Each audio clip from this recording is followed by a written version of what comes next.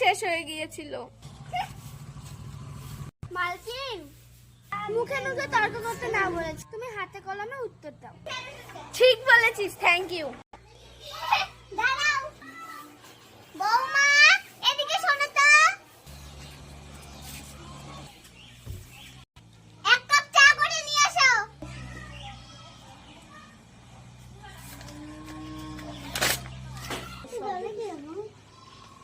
কি যে লিখেছে পড়তেও তো পাই না। আচ্ছা, আমি গিয়ে চা করে আনি, তোরা বস একটু। বৌমা, এক গ্লাস জল নিয়ে আসো তো।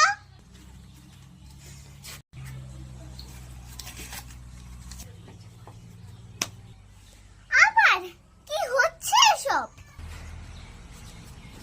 বৌমা, খাবার বাড়ো, প্রচুর খিদে পেয়েছে। ব্যাস বৌমা, এসব কি হচ্ছে? আপনার ছেলেই তো বললো যে মুখে মুখে একদম তর্ক করা যাবে না, তা খাতায় লিখছি।